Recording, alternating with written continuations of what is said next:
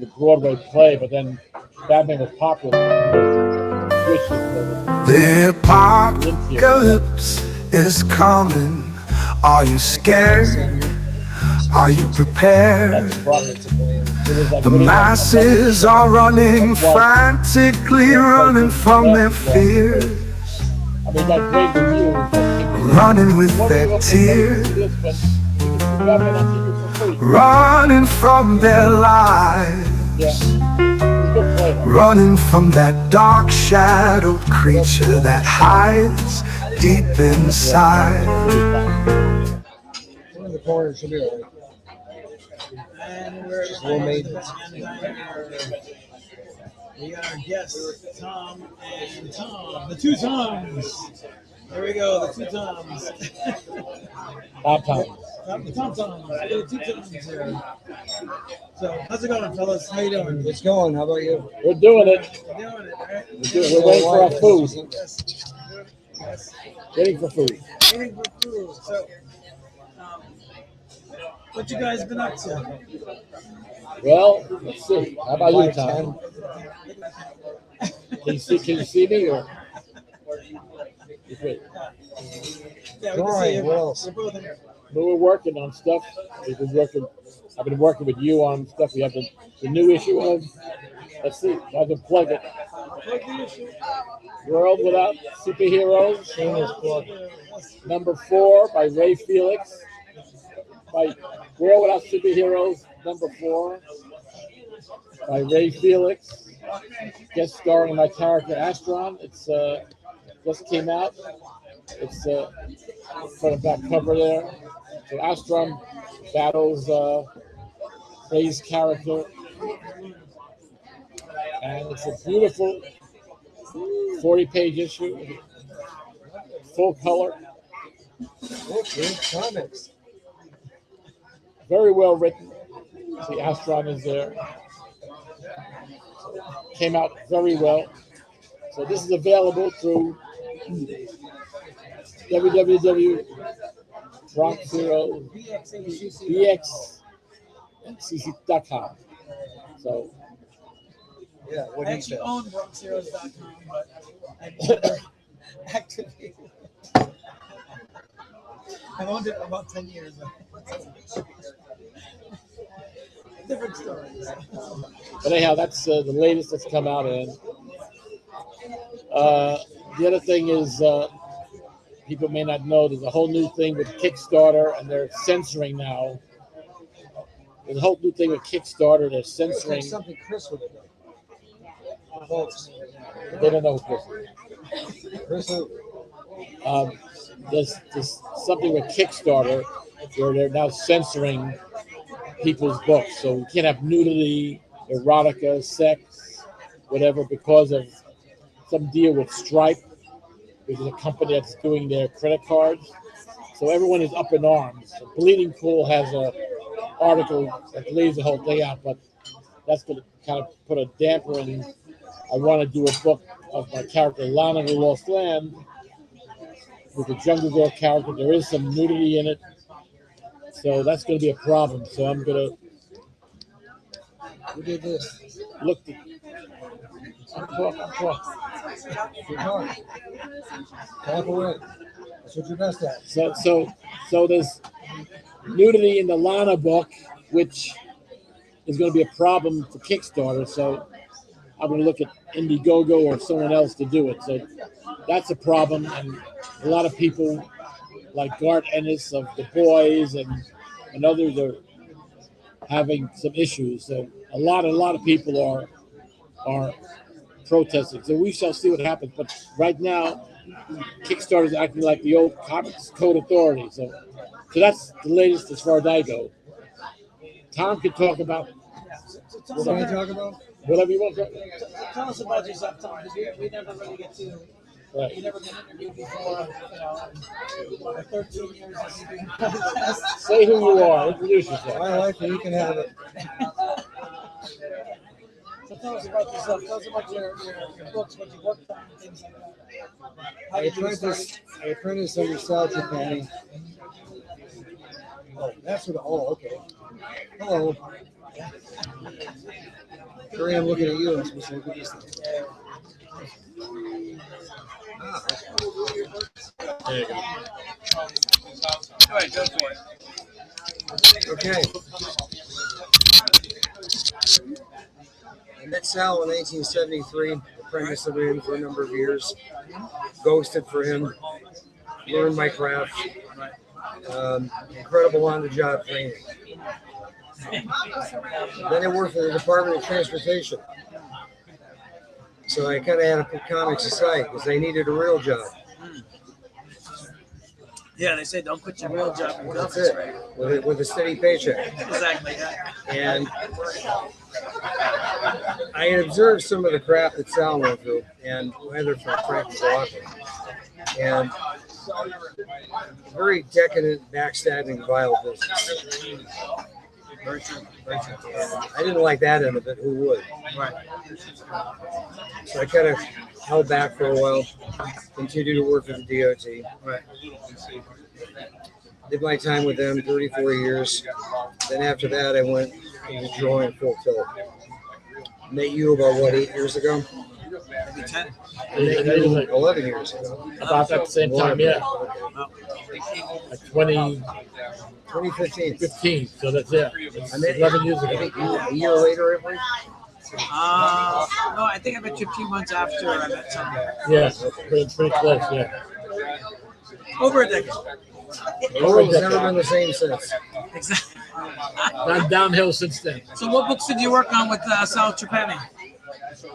Marvel team up, excuse me. Marvel supervillain team up. 3 issues of that. All the backgrounds for Archie, Right. which didn't pay a damn thing. Right. Notoriously cheap. Master of Kung Fu, the backgrounds, thinking of all the Oishi. The Hulk over here, Trimpy. Yep. Yep. Defenders over Sal Buscema. Some of the backgrounds for the Superman strip over Jose Delbo. Right. Tons of other stuff. So do you feel like fulfilled as a comic book artist when you were younger, or you're just like, this is not for me?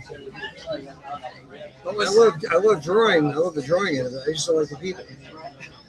People suck, except for you guys. You guys are okay. All right, yeah. You guys, you semi suck. You're not bad. Yeah. Now, compared to what I witnessed, it's a pleasure working with either of you. No, thanks. Seriously. Be your pleasure. It's time for our meals. Let's chow down. As we Oh, we got our credits. as we Let's see what we got there.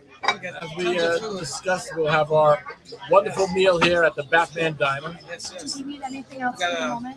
Thank you. Hollandaise eggs. Winning right, Powerball salmon. ticket. I Wouldn't will. we all? And this is our lovely waitress. What's your name? Alexa. Alexa's our lovely waitress here. So, Nice to You meet you. guys enjoy, okay? all right. Thank you. Oh, yeah, sure. Yeah, you got it. So, Stash out for the time being. So we're gonna have Miguel Guerra on in a little bit. We were supposed to start at 12, but actually our setup was okay, so you get to eat breakfast with us. And, Watch us eat. That's always fun. There you go. Watch us dribble food down our chin.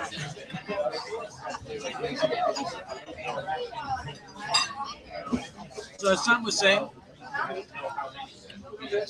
our first project together was Trumpland. This is our second one where we tie an astronaut to a world without superheroes. So it's an interesting book. It should be out pretty soon. We got an interior drawing by myself and Chris stuck in here, and then interiors here. And it's an all new adventure of Astron, Star Soldier. What did Chris do? He did this pinup that I turned into a page 0. Okay. This one here. That looks very Chrisish. Yeah. Yeah, I just finished it.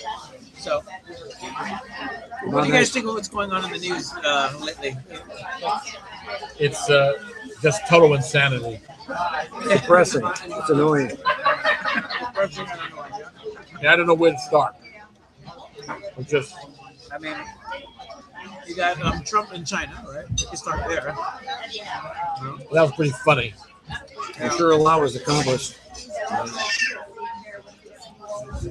And we go there to broker a peace treaty, right, with Iran. But then they end up just making deals for what? Like for 200 Trade deals? Yeah, trade deals. Soybeans and some other crap. Right. I don't know. So instead of actually going there to stop a war, and They went there to get profit. They went there to make That's profits. what Cheeto's all about. You know? And the deals weren't that great because Right. I believe before the war, Boeing had 400 or something, right? Something like that. China was about 500. 500. So now it's 200. So That's it. So they actually reduced the amount. we're winning. We're winning. Yes. I'll just bet we are. Have you ever been to this diner, the Three Brothers Diner? Not only is it great because you have this atmosphere of Batman everywhere, but the food's Well, the actually very wallpaper. good, and the coffee's amazing. Yeah. I mean, everything. They got things from Batman cereals, Batman action figures, Batman toys. It's a really cool thing. Diner like no other. Yes. And we got Miguel. Miguel. Come on. Hey. Hey, Miguel, how's it going? Bonjour, Miguel. Bonjour. Hey, Bonjour. How you doing? bonjour. Hola. Hola. How you been? Bon appetit. Ticani. You have breakfast with us Aloha. today. Aloha. Buongiorno. The hearing, but Or in Portuguese, bom dia. Yeah. Yeah. So, what's new in comics for you? What have you been doing lately? What I've been doing lately? Interestingly enough, working with the story with Susie, but I've been actually studying a lot of cinema. Studying a lot of cinema. Oh, cool. Yeah, studying a lot of framing. So a lot of how So the timing and everything, right? not new ones. New ones are kind of, when you look at the new ones, they're so boring. They're not very illustrative. But when you watch like the old movies, they're very illustrative. Like you have all these layers. Like you might have a lamp, a person in between, and the midground, and in the background you have like something about to happen. So I've been very much studying a lot of that. Yeah, and a lot of the movies, like what was it? Like Citizen Kane was one of the main inspirations for like Kirby's work and Eisner's work. If you look at the shots that were established and created, a ton of shots. Citizen Kane's a masterpiece. Oh yeah. Citizen Kane's a masterpiece, but it was a masterpiece that cost Orson Welles his career. I don't know if you know that, right?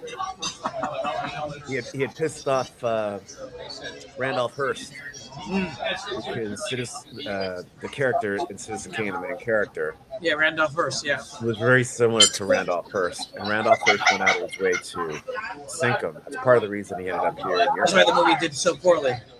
That too, yeah. Yeah. So, Tom, what do you know about Randolph Hearst and Citizen Kane? well, okay.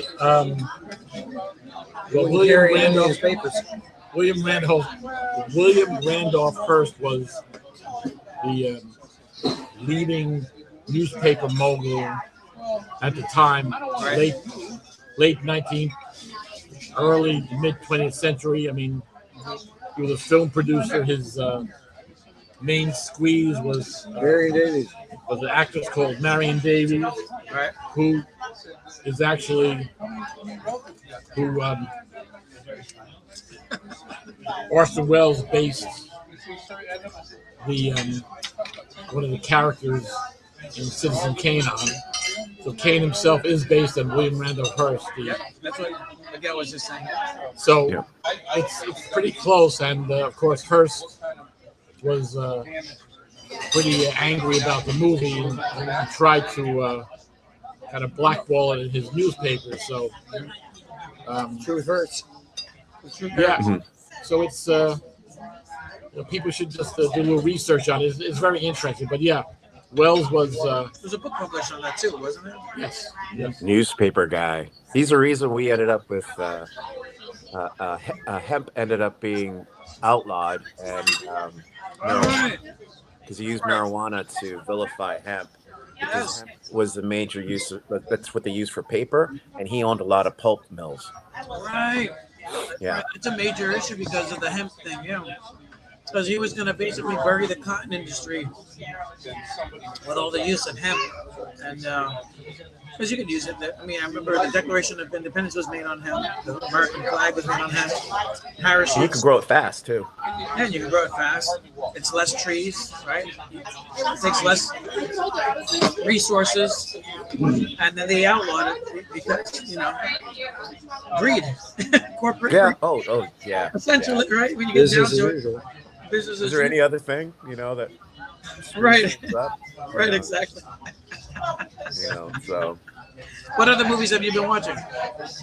Oh, I got around to seeing Eyes Without a Face, which is an old French film. The movie Vampire. Eyes Without a I Face. watch a lot of crazy Italian films too. Like there's an old one called Black Sunday. And I mean, some of the plots aren't always the best, although Eyes Without a Face is really good. To let you know what it's about. It's funny because it's a Billy Idol song, and I just thought he was just being Oh, really? creative, but I remember I the saw a song. list of movies that Kubrick inspired Kubrick. I'm like, okay, Susie was looking at it, she's like, we should check these out. So I'm looking at it, and the basic premise of the movie is that this doctor, his daughter, she gets in a car accident that is caused by him, and she gets her face disfigured. So she Oh, has literally no face. So she has to wear this mask. did they And do a he's remake going of out that of with his Mel way. Gibson? What's that? Did they do a remake of that, but with Mel Gibson?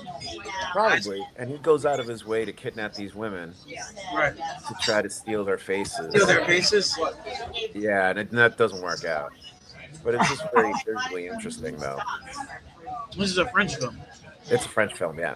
Have you guys seen Eyes Without a Face? Yes. Yes. Good movie. Eyes Without Face, Franju, 1960. Yeah. Fantastic film. Yeah. Glorious Fantastic black film. and white. Yes. Fantastic film. So what was the name of the Italian one that you did? We watched Black Sunday. Black Sunday. Black Sunday, another great Barbara Steele. Then there was this. Did you ever meet her? No. Actually, Julia. yes, once. Kind of like stares at I you. have a mini story about Black Sunday, seeing that with my cousin when I was about, I guess, 10. We went to the local theater in the Bronx to see it. It was at a kiddie matinee, right? All kids, right? So Not a kid's film. you know the beginning of the film where they put that mask on her, and Yeah. later on they take it out. Well, Yeah. one of the kids that was sitting next to us, right? He literally peed in his pants when they pulled that mask off of her, and you saw all the nail holes in her face. Right. Yeah, that was pretty graphic. I was like, Yeah, It's another one I haven't seen. Mario Bava, great movie. great movie. Yeah. So I've been watching a bunch. It's on YouTube, Ray. Yeah. Oh, But yeah.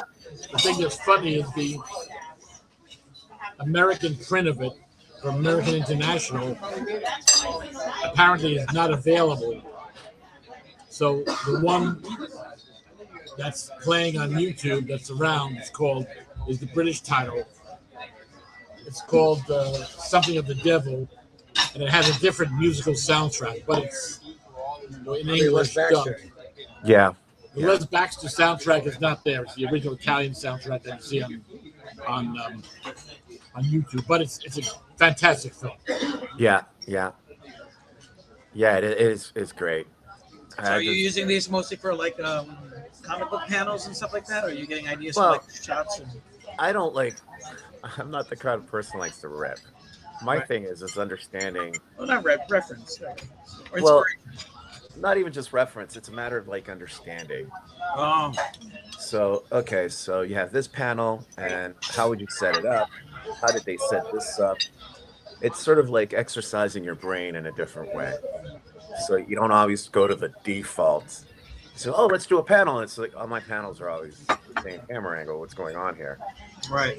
And why is it that certain things are moodier than others? And I'm more of the let's understand this than reference it kind of guy. You know, unless of course it's like a kick or a pose or something, and you're like, well, I have to do it. I have to figure out, you know, the mechanics to it. Although there was this great book series that I read years ago, a series of lectures by a Disney animator. Really? Yeah, I have to dig it out. I forget his name, but he was the director of the very famous Disney Sleepy Hollow. Sleepy Hollow, yes. Yeah. And his advice was, he says he would get all these animators, because he was the guy who taught light drawing to all the animators at Disney. Right. And he's like, I get all these guys coming in at first. And he's like, they drew some really good anatomy, but their shit was stiff as fuck. Well, he didn't say it that way, you know, be a little colorful with it, right? Right. And he said he started to get them not just to look at the model, but to pose in the model's pose. Pose in the model, yeah, exactly. So you start to understand what you're seeing. Right.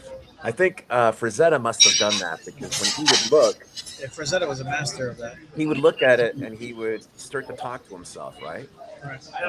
But I think he was sort of visualizing himself in that. Another drink? No, I'm good.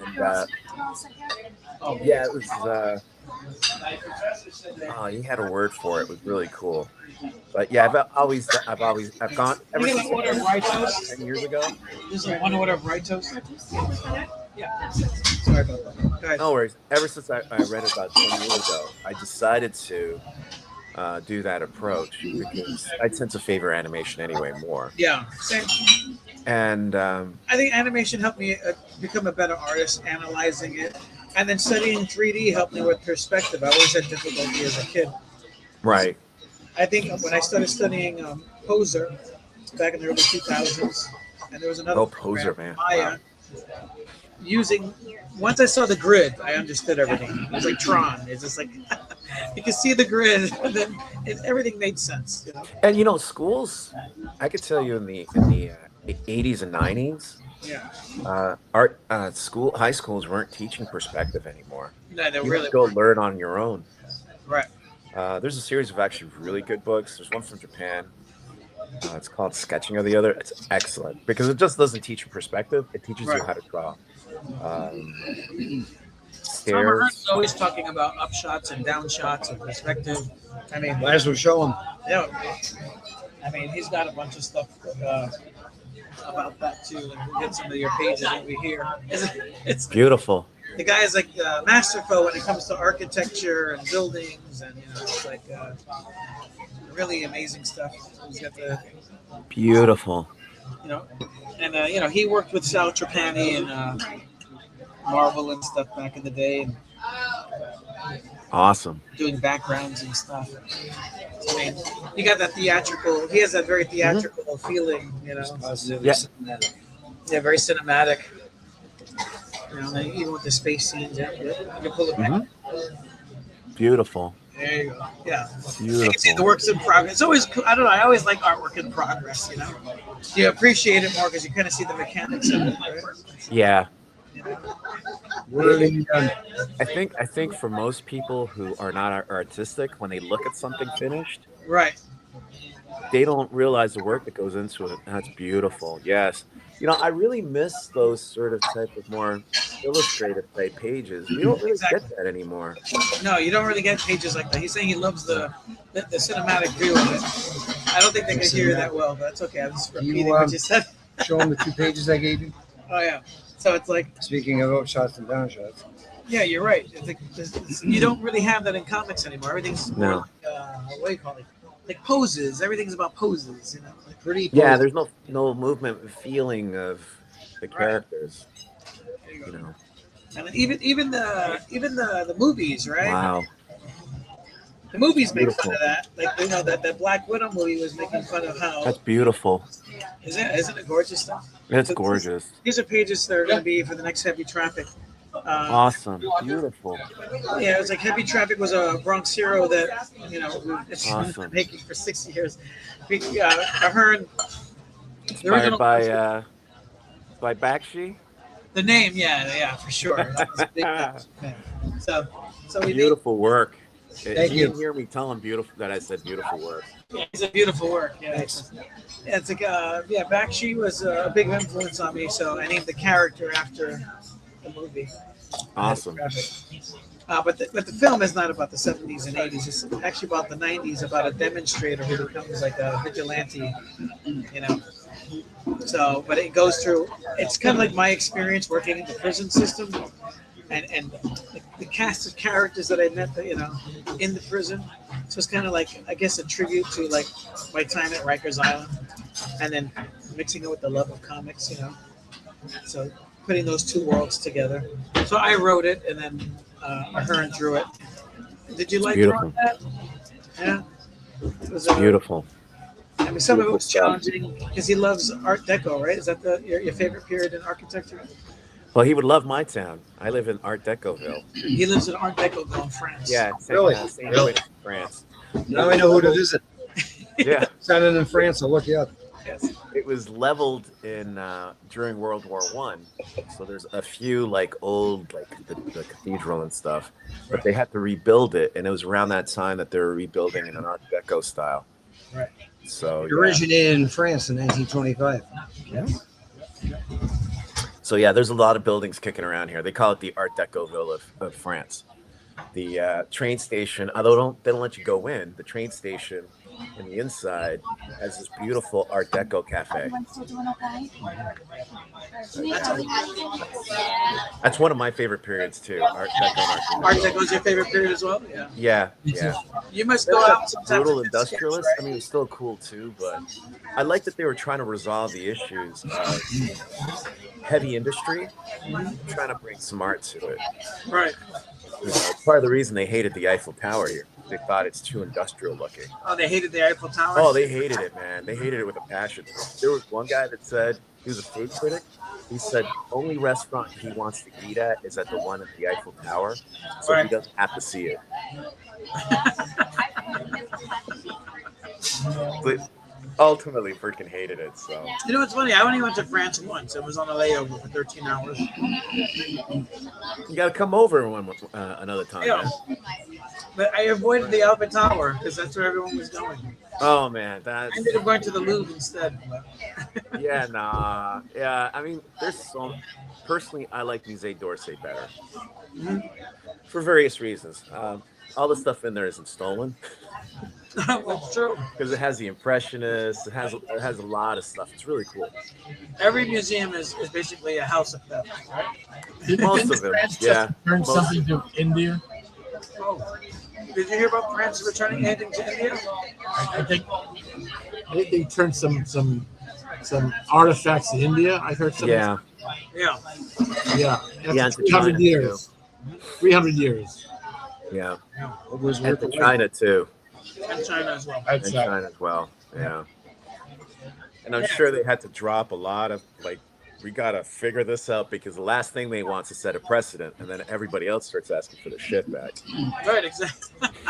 Which they should. I mean, Rightfully so. to be honest with you, we got 3D printers and stuff. You'd never know if that's the real thing anyway. You go there just to see the experience. You really don't know if that's authentic or not. Well, I can tell you a lot of the Egyptian stuff, you could tell is recreated or adjusted. It's fake.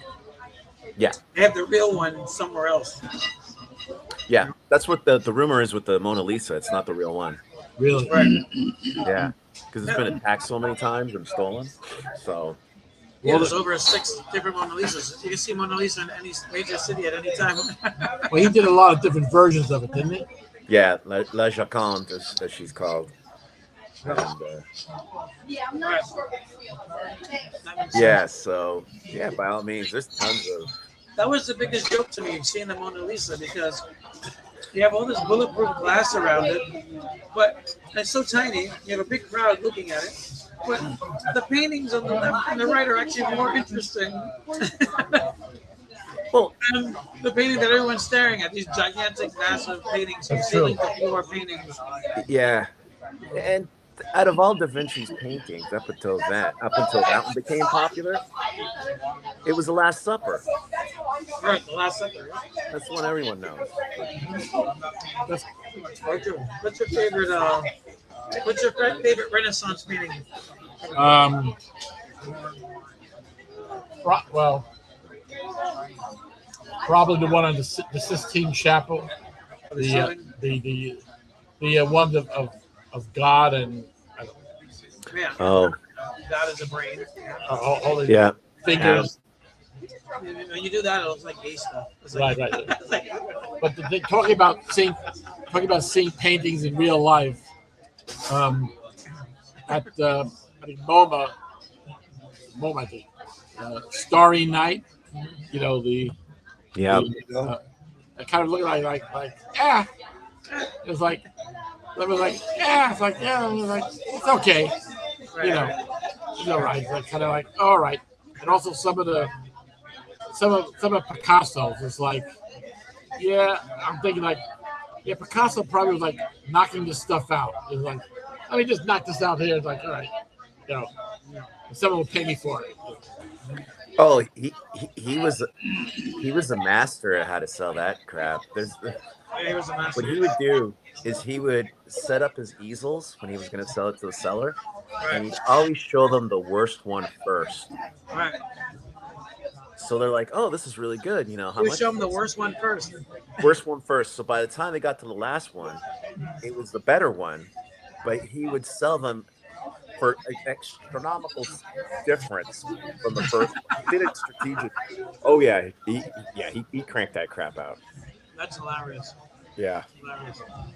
One of my favorite things about Picasso that I learned when I was younger, when I first heard was he would always go to these different restaurants, so he would never pay for anything. He would just do a little sketch to pay for his dinner.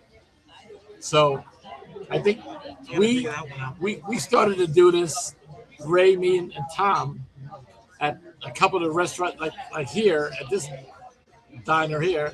There's a whole wall of artwork that we did for the owner. That We're at the Wall of Fame.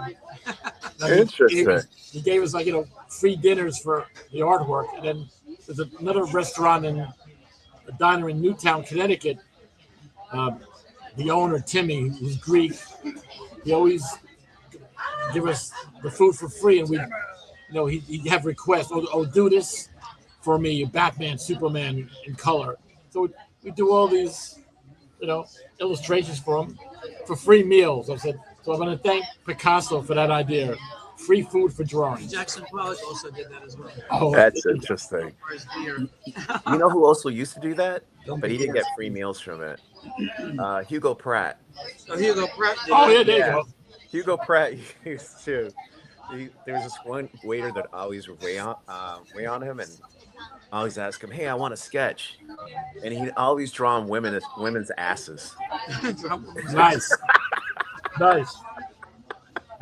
I love Hugo Pratt. There's a story of Hugo with Stan Lee. Apparently, Stan Lee had said, "Oh, you're really," because this was when Corto Maltese was really big. Right. You're really, really good, and we should have you over at Marvel. He's like, "Okay, great. So what's your page rate?" I think it was like $100 or something. And Hugo apparently looked at him and said, "Tell you what, I'll pay you $100 and you come per page. You come work for me." Right. Because Hugo was doing pretty good at the time. Yeah. So it was sort of cheeky, but if you don't know, he's Boris Karloff's cousin. Oh, he was Boris Karloff's cousin? I didn't know that. Yeah. Really? Yeah. Oh, that's right, because Pratt is William Henry Pratt. That's Karloff's last name, Pratt. Yeah. I thought that was someone who was an asshole. You're Pratt. Is that in England? I don't know. Maybe. But Hugo Pratt was French, right? He was Italian. He's Italian. Venice. Italian. Okay. Yeah, he was from Venice. His father was like a massive fascist. His father was a fascist. Goes over to Ethiopia. Hugo was a young man during that occupation of Ethiopia. wasn't even close to. Well, he was a fascist. Had a lot of clashes with his dad. Right. Oh, so And, Hugo wasn't a fascist. He was anti. No, he wasn't. But his dad was. His dad was pro-fascist. Wow. Oh, he was like I not can see just pro. that. He was. We have in that the problem military. here in this country. Yeah. I got a So- lot of relatives that are Republican that are pretty much fascist because they're, Yeah. pro everything. They're in support of everything that's happening. I have to say, when I got my hands on the Corto Maltese series, I adore it because I spent most of my life traveling and moving. Right.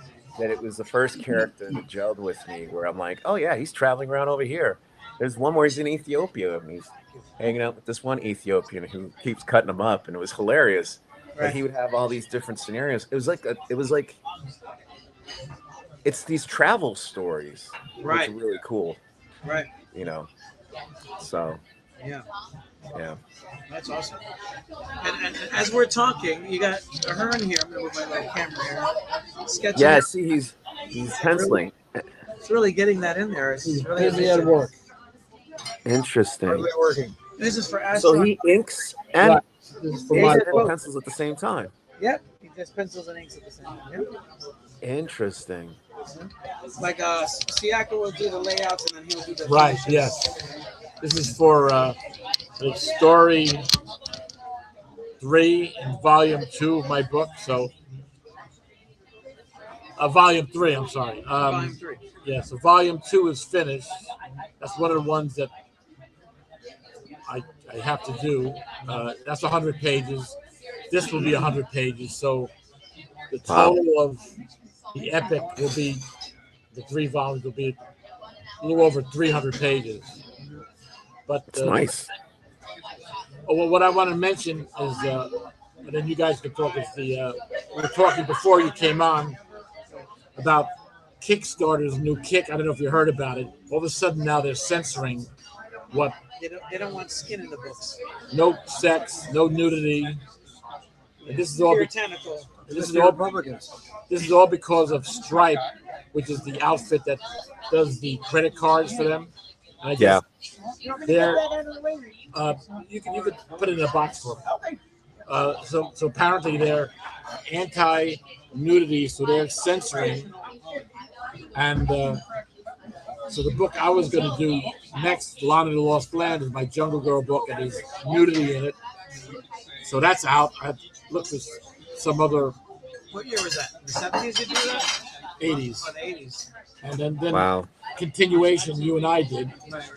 And then so there's an article in Bleeding Cool that is going through the entire what's going on, and a lot of people are really like up in arms about it. Famous people like Garth Ennis, who's been doing books with nudity, Yeah. and they're pulling things that are already Already on there.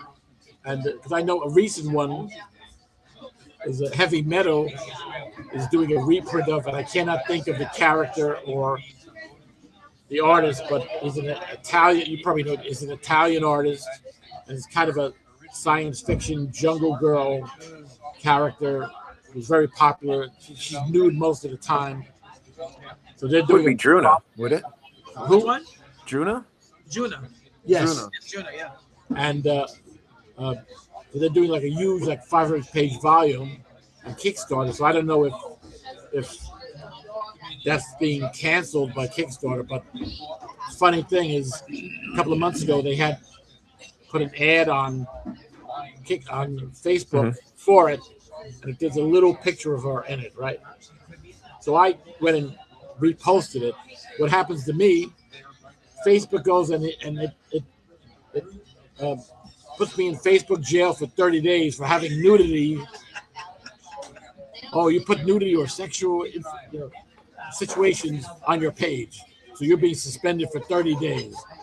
This is an ad that you published on that everyone is, and it's like, and they, after that, I kept seeing it all the time. I said, you suspended me, so I got suspended for that. That's crazy. I mean, So- it's funny how pro-lifers are anti-sex, and then yet pro-death. It's like don't have an abortion, but when your kid turns 18, we'll send them to war, And you can't show sex. and this outfit apparently is okay to have blood, gore, violence. It's all right, but to show a nude woman in cover for something. Oh, you can't do that. Oh no. So I don't know. It's another aggravation. It doesn't make sense. It's like, how can you be pro-life but against the process of life, right? Well, Kid's born, it's like, cool. Oh, you're on your own. yeah, exactly. But this is like censorship. I mean, so any issue of heavy metal could not be shown on Kickstarter because there's nudity in it, right? Going back to the 70s and the latest. Or pretty much anything published in France can't be shown. Yeah. Sex was heavy metal. Yeah, no, it's wild. It's crazy. He's talking. Oh, sorry. Go ahead. No. I totally agree. But I noticed that difference from when I was a kid. So the first 8 years of my life, I lived in Spain, right? Right. And you can't show heavy gore on television Right. here in Europe. Maybe they've changed that. I really don't pay attention to European television now. But as a kid, it wasn't unusual to see naked women on TV. Oh, they're at the beach. They're this. They're that. Right. Right. Then I get to North America. So I'm about 8. You can't show naked women, but you can show all this gore. And Right. I'm just like, Violence What is the- good. where did I end up? Right. Right. Yeah, it's interesting that I guess whoever bought Kickstarter must be some sort of evangelical nutcases. I have no idea what the situation is, but it's just nuts. People going nuts over this. Yeah. But we'll see what the fallout is, because this is only like a day or so. Mhm. I don't know if it's going to be picked up by the regular news. Oh, well, people already, yeah. Backers. People already moving over to what was the one called, Backer Kit or something like that? There's so many of them. I don't know. I was thinking. I don't know if Indiegogo has the same situation, but I was thinking maybe doing it on Indiegogo. I don't know. Yeah, I mean, if they want to make it where, I mean, in this day and age when they want to try to regulate young people from seeing certain things, that's like trying to grab steam. You're never going to grab it, right? Because kids will find a way. So, for example, you had this whole age restriction shit put in the UK, digital ID. All the kids have been figuring out how to get around it. Oh yeah. Even my own kids were telling me, they admit it to me now that they're older. There was like these age verification shit on Roblox, which is like a big game the kids like. Yeah. And they said all it wanted was a picture. So a lot of us, what we would do is just go get a random picture on the internet. You have 2 phones, you show it, you're in. So, well, the thing about the Kickstarter thing is that we label it as 18 and over. So it's not that they're just throwing it out. It's being labeled as, okay, this is material for 18 and over. Yeah. And it's like, so it's not being shown to kids, but it doesn't matter, because it's like, oh no, can't do that. Well, the same thing with eBay. A couple of years ago, they decided that, the only men's magazines allowed are Playboy and Penthouse. So I tried to sell some magazines from like the early 60s, which is lame, tame stuff, and it all got pulled. Oh no, you're not allowed to show this. There's like nothing there. Meanwhile, you can sell Penthouse, and you can sell more current issues of Penthouse, which shows everything, but that's okay. Well, keep in mind that a lot of us, they're so incredibly, they run things not even on a skeleton staff anymore. So you don't have anyone looking at that crap, at any of it. It's all robots. It's all bots. And then if you try to say something to sort of try to get, a clarification on something, it goes to a bot. Yes. I mean, they took the most annoying thing in our civilization, which is the press here for this, press here for that, the teleprompters, and they took it to the next level of freaking annoying. So Yeah, and then you're agreeing to contracts that you never read. Oh, there's one other thing. Let me add to it. So, there's a couple of people that I know, and you've probably seen them. One guy, he's a nice guy. It's a nice guy. He does Lance Jones. He does public domain publishing on demand. He did a lot on Amazon. He does it on Lulu. So he's done like 10,000 books, mostly golden age books that are public domain. A lot of them are Captain Marvel and Fawcett, but then there's a ton of other ones, including a lot of the MLJ Archie ones with the superheroes, right? So last year, Amazon decides, oh, you can't put these on here. They pull immediately all his books off, and they owe him like $10,000, which he's never gotten. So he switched to Barnes & Noble, which also had a print-on-demand situation. Well, the other day, they sent him a letter saying, oh, we're no longer allowing any print-on-demand and anything public domain. We only want original material at Barnes & Noble. So they're pulling all his books from that. Again, it's the same stuff. Public domain comic books. Yet they published Dracula. But they've got The Wizard of Oz. The Wizard of Oz. Three Musketeers. All those books. Those Jules are their Verne. biggest sellers. Jules Verne. So I don't know. Capital Society, they want no competition. So it's like entrepreneurship is dead. It's just that they only want the big companies to make money. I don't know. Yeah. It's insane. It's monopoly, and that's a part of the big problem I find culturally is the big monopolies. They kneecap everyone. Yeah. Right. And now they're running everything into the ground. Like everything's flavorless. Like nothing has any flavor whatsoever. They don't want people to have the ability to mobilize themselves and think, and as Ahearn just said, and they don't want people to be able to amass any type of fortune. They want you to be swamped in taxes and bills and keep you in your place. Well, it's the oligarchs. Yeah. Well, there's a problem with that. The problem is money needs to circulate. Yeah, money needs to circulate. It's like blood circulates through a body, and if it pools in one place, what's that called? A heart attack. Heart attack, that's right. Right? We're experiencing that now in this country. Yeah. So, Let's not start about that. with the bloody oligarchs. But yeah, that's like that throughout the entire West right now. I can tell you here France is not doing much better. Of course, not with the puritanical stuff, because that would just be laughed at. Right. But in other ways, it's the same old shit from the 60s and 70s, but they're not really pushing for the newer stuff. Right. But then, then you have other markets that they're doing in Asia where they're just moving along, Right. as everyone should be. It doesn't mean you leave behind the older stuff. You still play reverence to it, but you do allow enough creativity to get out there. And then the kids on this side of the hemisphere are consuming all the stuff, the new stuff that's coming from the other side, because I think we innately recognize when something's kind of fresh, right? And so this idea that they want to keep everything trapped in a bubble is stupid, because it's going to affect them. I mean, I can go without watching the latest Marvel movie or whatever it's going to be, but if enough of us are like that, they might start feeling the pinch and saying, "Oh, we're losing money," right?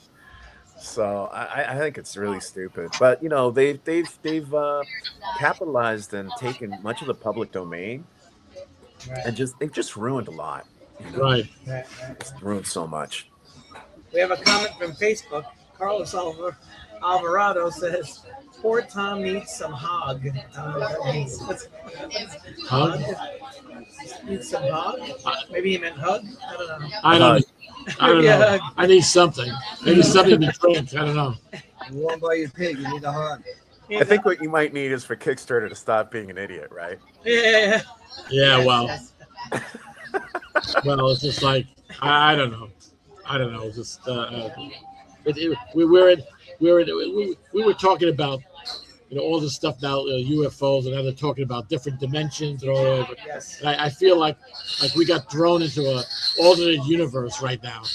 We're living through a Rod Serling script for the Twilight Zone right now. So I don't know what, or we're actually living through the real life version of the TV series The Boys. So, without the costumes. Right. Not the costumes. Well, the thing I was telling Ray that's kind of funny, the guys that are doing the TV series must be on the ball with politics, because the big bad corporation is called the Vought Corporation. And who's the guy that's one of the big guys in Trump's? Russell Vought, the Heritage Foundation guy, the Project 2025 guy. So that's kind of like, is that an in joke? I don't know, but it's kind of funny. Yeah, that's yeah. I mean, I think that a lot of even in the past, a lot of good writers were always had their fingers on the pulse of what was going on. Right. I think the reason that a lot of the stories now that dominate the airwaves, because I'm not going to say all the stories, because I'm sure there's stories out there that are really good, but we're not getting access to, are from Nepo babies. Right. Doesn't mean that they're not talented, but it's just like they're living a different life than the rest of us. Yeah. Right. Yeah.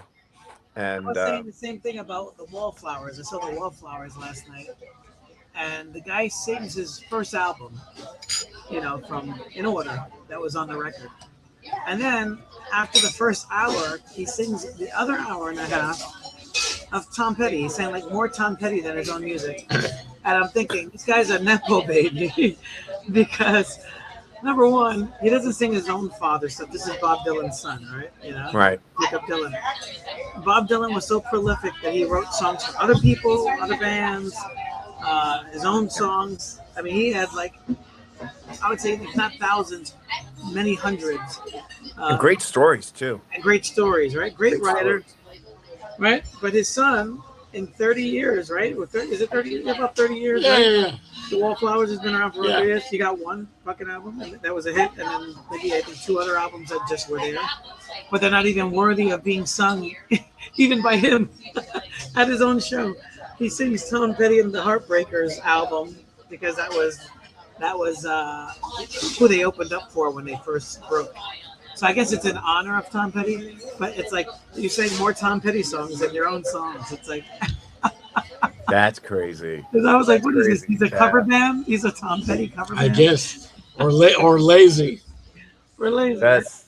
I mean, if you're born with the silver spoon in your mouth, Right. what do you have to bitch about? I mean, I guess you could bitch about relationships. We could all relate to that. My dad but, cut me off. You Yes. bitch not about getting the not rights having to money his for record. rent. He's giving everything to Joan Baez. I don't know. Who knows? Who knows? Buffy But he's St. not the Marie. only one. There's a ton of them that are, Not fair. Not fair. No. not fair. And the thing is, I think he's a better singer than his father. But well, maybe he should get his father to sing, write him some songs. Right. hey, that's a good idea. Maybe he's one of those. I don't need you, Dad. I don't need you. I don't Or need maybe his father yeah. said, "Nah, I don't want to write anything for you. you. Right. You're not going to pay me enough." That You too. think that- Like I mean, even Bob sort of softened up after he started making his cash. Yeah, true. Yeah, he softened up. Yeah. And But yeah, it's to be the son of a revolutionary writer and then to not have an opinion politically is kind of sad too. that is actually more common than you think. Yeah. Like, I can only think of one family that actually managed to have 3 generations of greatness. And that would be the Dumas family. The Dumas. So you had the grandfather, who's the general, Right. his son, who's the prolific writer, Right. and then his son, the grandson of the general, who was also a playwright and very good at it, but his subject matter was different. It was about women and the working class woman, as opposed to his father, who did, like, if he did adventure stories like his dad, it would be like, huh? But he found his own sort of, I would say, niche or genre because of how he saw his mother live and suffer because she was a working class woman. Right. But that's the only family I can think of. Other than that, usually great artists, when they have kids, the grandkid might pull it off though. Right, the The grandkid. grandkid might pull it off, but the kid, yeah, you're literally living under the shadow of this great, That's true. So whatever you do is going to be seen as less than. Yeah. Right. Singing Tom Petty, most definitely. Yeah. So in a way, being a nepo baby, yeah, but in the long run, it kind of sucks. Yeah, it kind of sucks. Yeah. It's funny because, my son is political, but he's the opposite of me, but that's okay because teenagers will always go against their parents, which is fine. But at least he has a political opinion, It's like, Yeah. he's actually going into law, even though I didn't want him to go into comics. Don't make no mistake about that. But I did want him to be an artist, on some level. So Right. he does some graphic design. He does some animation. He's very good at it, but he's like, I don't want to be a broke artist. I want to be. But who knows? Who knows? By the time he becomes a lawyer, and this has happened a lot of times, but I really don't want to do a lawyer now. Maybe I will become a an artist. politician because I know how to make it look a lot. There you go. Yeah. Well, I have a close family friend of mine. He went to law school, Okay. and he's an actor now. And when he said he wanted to be an actor, he comes from a Greek family. And Greek, Italian, Southern European. Well, a lot of the traditional families are like, "You want to be what?" Right. But he was in my big fat Greek wedding. Oh, So yeah. a lot of times you don't know where it goes. But I noticed even with my kids, the only thing I equip them with is like, okay, logically think through why you think whatever you might think. Right. Gather the evidence to at least present why your views are different than mine, Right. and I'll be okay with it. And for my kids, I didn't push them to want to be in art. My daughter's really good at it. My son, when he wants to, he can, but he's more into games. And like right now, he's learning how to program Python, so he's learning how to make video games. That's awesome. Right. But I was always like, I'm not pushing you to do shit. Yeah. You'll In find a it. magnet school or something? Is that where he's learning at? A magnet school? Well, he's in his last year of high school, so he wants to go to a school that deals with computing. So that's his thing. My daughter wants to go into computing too, but she's also very artistic. But I don't push them. I'm like, you find your thing, because that'll be the thing you want to do. I don't want it to be, this is what you're gonna do. Right. Too many parents do that. Yeah. I think, or you should be a doctor. Yeah. Or a lawyer. Why? Because it makes a lot of money. Yeah. My dad wanted me to become a nurse or a doctor, and I was like, well, okay, your son's kind of a fucker. And I actually hate hospitals. So it's like, Yeah. I'm technically the black sheep of my family, right. because everybody else is in computing and sciences. Really? Yeah, so my dad's an engineer, right? And here he is dealing with this kid who just constantly wants to draw. Yeah. Like, we've come to, after many years, we've come to see similarities between engineering and art. Yes. Because there's a lot. Yes. Like, I could just imagine him, he would say this to me, but I could just imagine going, what happened to him? Right. It's kind of like Robert Crumb's father, who was in the military, and then him and his brother were like weenies. That's like. But it's funny too. It's like my father was in the military. He wanted the same thing. He couldn't get me and my brother because we were like in the art thing. We both went to SBA. So he got all of our friends on the neighborhood to join the military. He got a lot of our cousins to join the military. So it was like he couldn't get us directly, so he got his nephews. He got literally like 3 guys that I used to hang out with on the corner. And none of them turned around and said, "Hey man, how come you haven't got your kids to go?" Right. Maybe like, Like, he was like, I was like, "Are you getting paid to like? You're not even a recruiter. What are you doing?" Yeah, my dad was in the Air Force, Yeah, but mine too. he was of the, you're not going in. Yeah. And part of the reason was because of his brother who fought in World War II and in Korea, coming out not getting the GI Bill because he was black. Oh wow! And my dad was like, "I'm going in to get my degree, and I'm out." Right. You know, but you guys don't have to do that. So I was always thankful for that. He kind of kept me straight. It's like, you're not going in. You know, I could have gotten some money. I could have probably even got a free ride through his GI Bill, which a lot of military people do now. But I guess he didn't look into it, so I never was, that was never available for me because he didn't investigate it. Yeah. Or maybe he just wasn't aware. My father was a boxer and a mechanic. It's like, he wanted me to be a mechanic, a boxer, anything but an artist, So, So yeah, no, that's interesting. Well, I guess he wanted you to follow his path, right? yeah, exactly. Yeah. Yeah. Well, I had plenty of boxing experience being his son.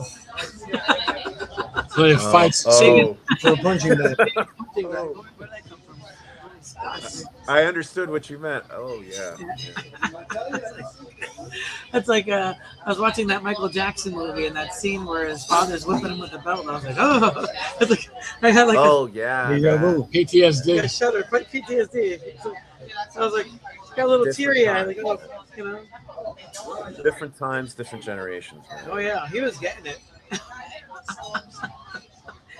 He whooped it right up. Well, I mean, maybe that's why he has such a high range too. It's like... Go whoop my ass! Yeah, that's. I mean, today it seems kind of like crazy, but a lot of us used to joke about corporal punishment and getting our asses kicked by our parents. Oh yeah. Exactly. Oh yeah, it was like a thing. Like I mean, even James Brown has that song about the licking stick. The licking stick, yeah. Yeah, go get the licking stick. It's like it was like so part of the culture. Yes. And now it's called child abuse.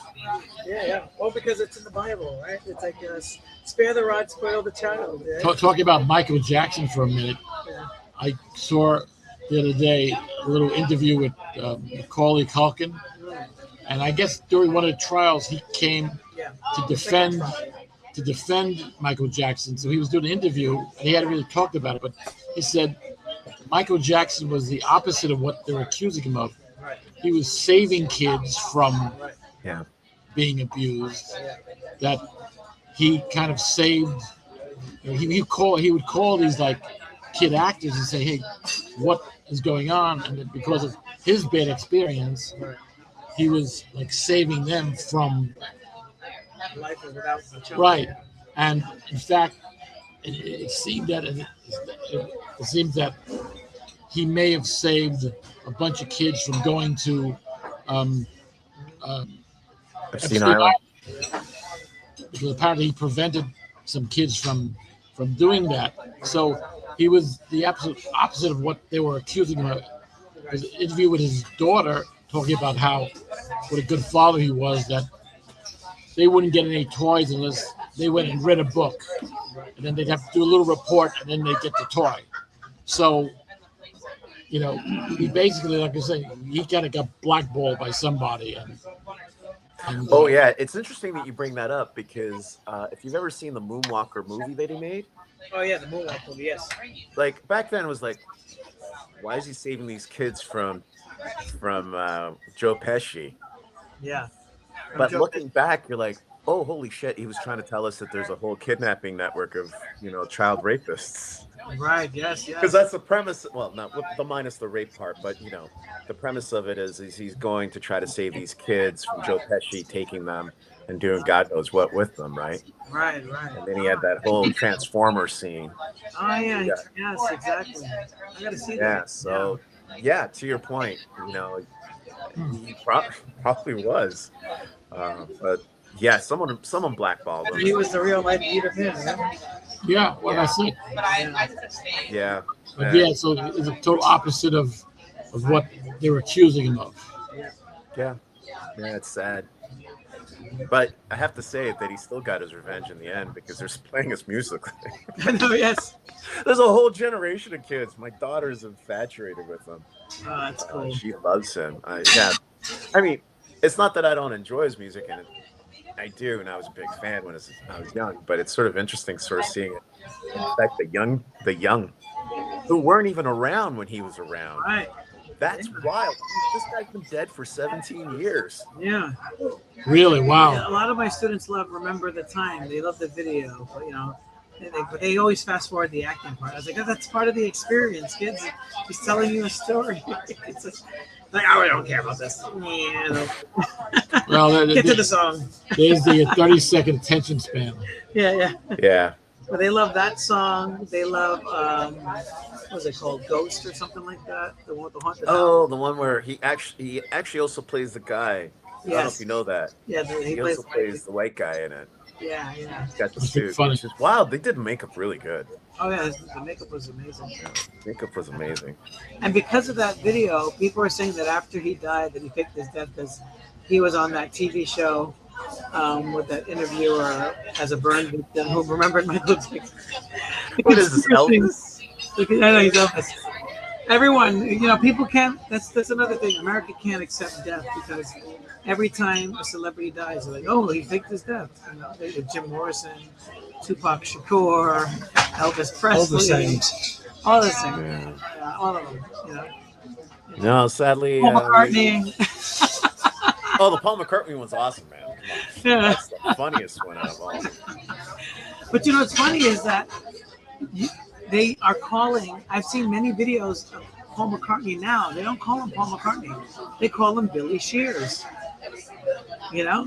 Like he was leaving someplace, and this woman said, "Oh, Billy, come over here real quick," and he turned around and responded. So his friends are calling him Billy. So maybe there is some truth to Who that. the hell knows? No one's calling him Paul All McCartney. I know is John Lennon was more talented. Yeah. John Lennon's And still George. alive. He's running around. And George. And George, yeah.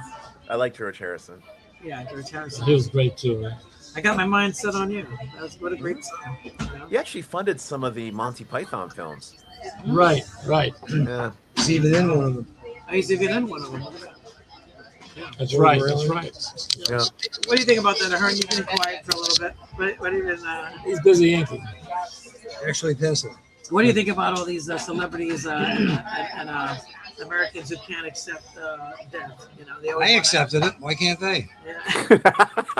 But we have this obsession with happy endings in movies and stuff like that. That's true. Well, I'd rather see a happy ending, but you don't get them all the time. Yeah. No. I That's like true. happy endings, but they're a little different. Yeah. Oh.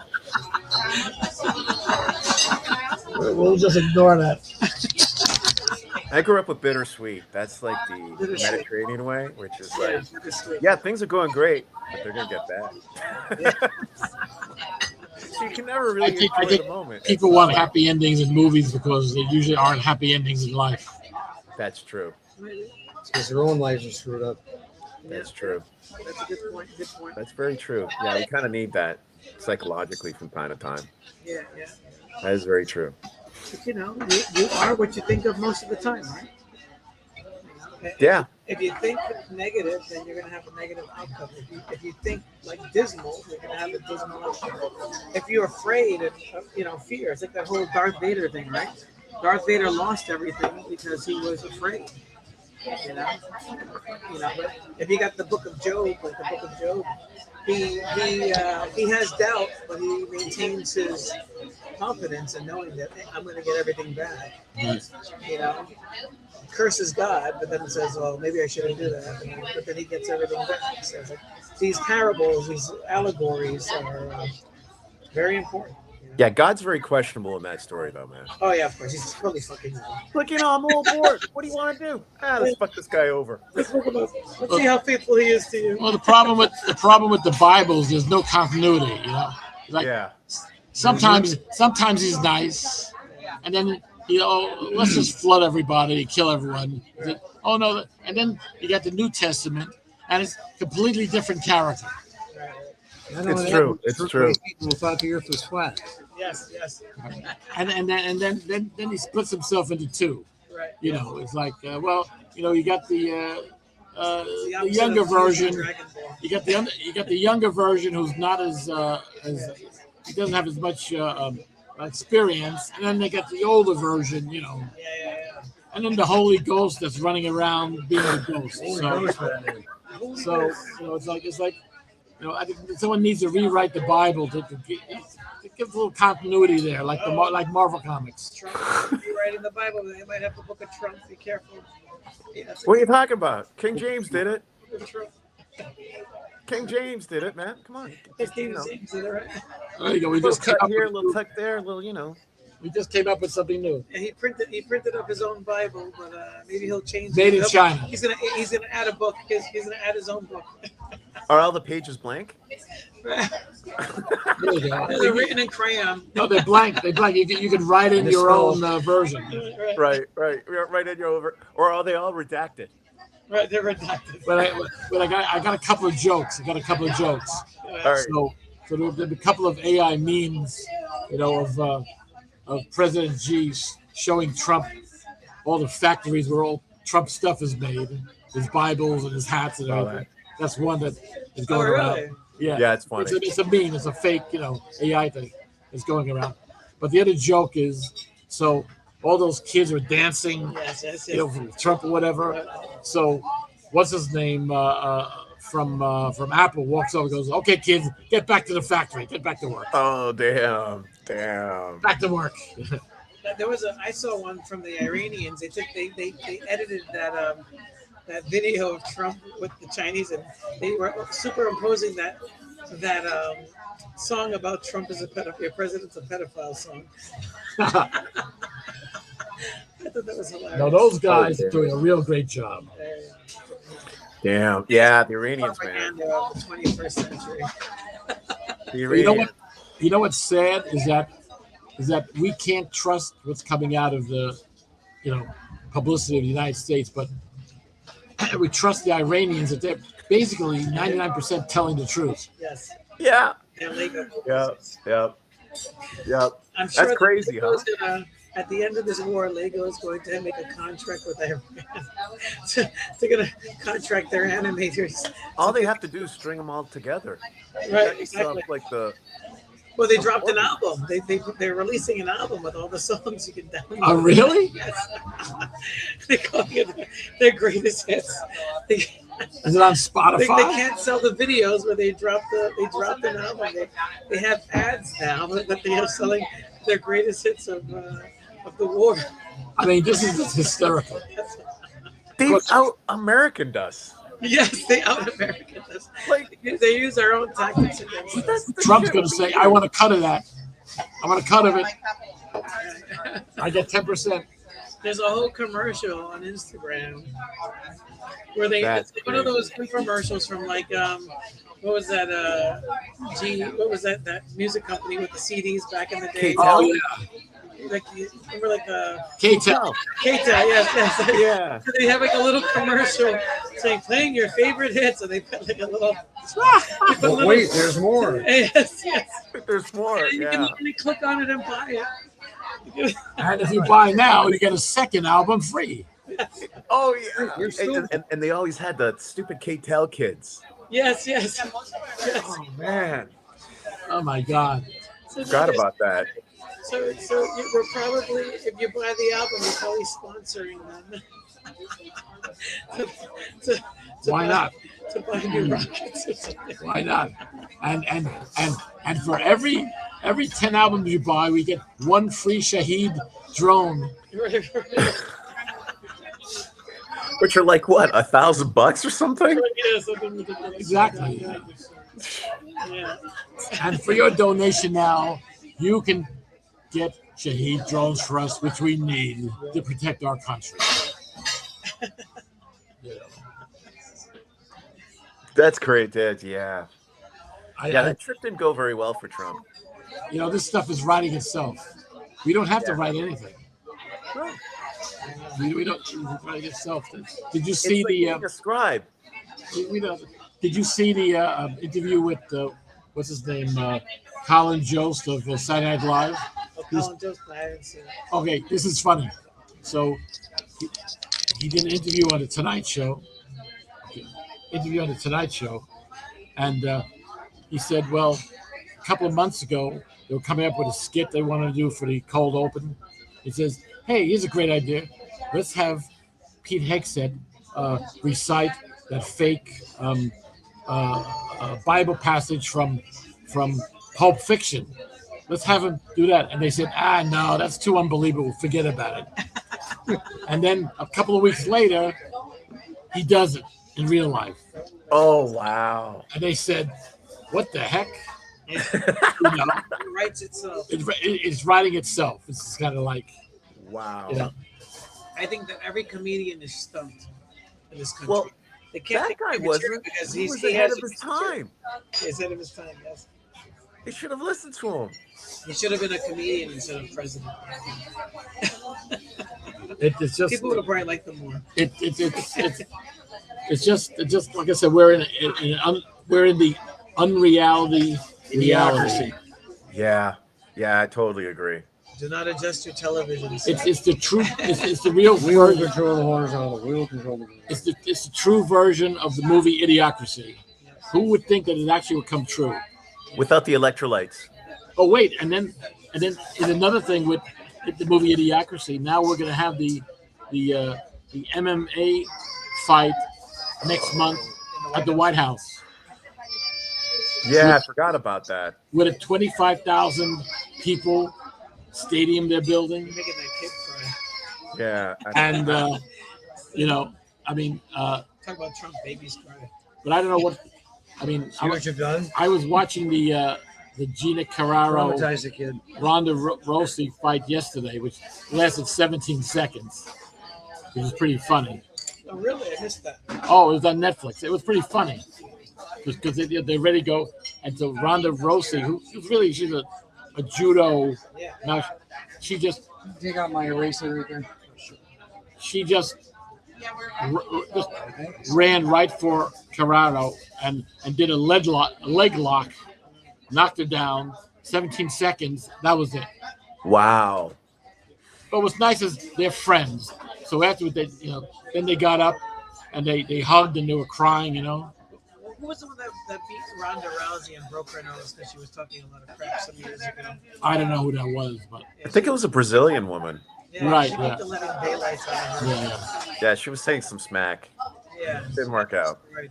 But what's interesting about this fight was that the two of them were kind of like not in great shape. I mean, mentally and physically. So they did this, and the two of them got into condition. I mean, Gina Carrero was really like in a bad mental state. She lost 100 pounds. She was in fantastic shape yesterday. So was Ronda. So really, they kind of like helped each other with this whole thing. Because if you watch it at the end, I mean, the two of them are hugging and crying and whatever. So it was like Interesting. kind of actually a positive thing to see, Right. And then what Ronda was saying, well, what do you want to do next? She goes, well, I don't want to do a fight. I want to just go home with my husband on a ranch and have more babies. That's better than saying I'm going to Disney World. Well, I mean, Mike Tyson would never say that. Well, I think I'm gonna go home and have more babies. I mean, you would say have more tigers. Right, Yeah. exactly. Yeah. So it was actually a very positive thing at the end, to look at that, because it was a positive outcome for both of them. They both, got healthier, and she lost 100 pounds. So it was very interesting.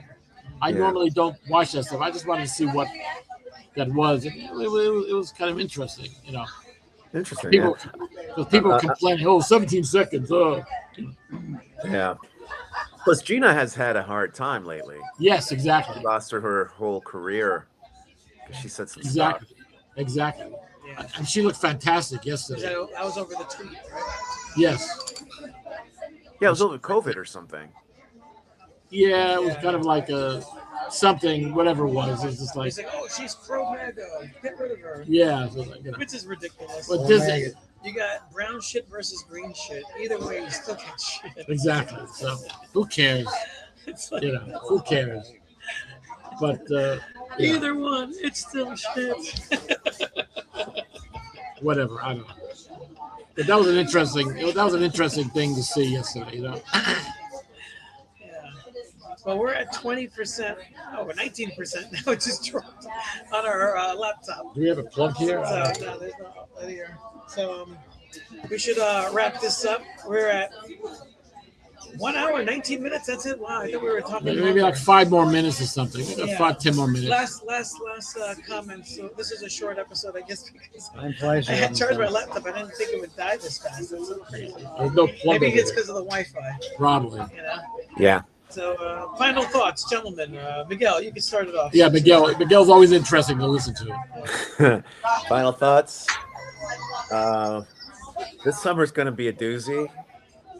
I'm actually very nervous for this summer, and I'm particularly nervous for November because of the fertilizer issues and gas issues. And these guys are living in freaking la la land up here. And I know people like to think it's like this big. Oh, they got this big plan worked out, 5D, 36D chess. No, I don't think they even own a chessboard. Personally, I think we're going off the cliff. They're nuts. They're playing three-dimensional checkers. They're playing Connect 4. Three-dimensional checkers. Yeah, it's not chess, it's not checkers. Connect 4. If we can make it past the summer and the fall, and it hasn't been too much damage, I think we'll be okay. Yeah. Yes. But okay might mean we're missing an arm. Yes. Probably. You know. I don't know. Yeah. But those are my thoughts. Yeah. Go ahead, Tom. All right. I pretty much agree with what you're saying. It's just it's going to be interesting. There was a big demonstration and walk at the down in Alabama on the bridge there, and so I think that the is that Selma, Alabama? Selma, Alabama, yes. So I think that the tiger has been awakened. I think that what went on with this redistricting that they were doing is, Memphis, is waking everybody up. So it's going to be an interesting summer to see what happens. Yeah. I have the tiger, baby. Exactly. Ahearn? I have the tiger. There is no gravity. The world sucks. Yeah, that's pretty much it. Yep. That's succinct. That's our clip, Ray. That's our clip. That's I can't top that. So I'm gonna just I'm gonna leave it there. We'll give Tom Ahearn the last word. We're at the Three Brothers Diner in New Milford, Connecticut, which we coined the Batman Diner because it's a great place. Tony is an amazing guest for letting us do this here. He's a little camera shy, but we'll catch him around. Yeah. So food's great. It's amazing. Come check out the Three Brothers Diner if you love comics and toys and original art. You can find our art on the wall. This is like the Batman Museum. The only place you'll find me drawing Batman is here. You can see me drawing Batman. Cool. Nowhere else. So Not even home. We'll wrap it up.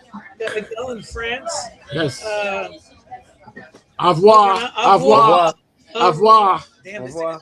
Someone bleeding. and we're gonna just wrap it up. We're gonna go and go to the videotape. The apocalypse is coming. Are you scared? Are you prepared? Oh, that was amusing. The masses are running, frantically running from their fears, running with their tears,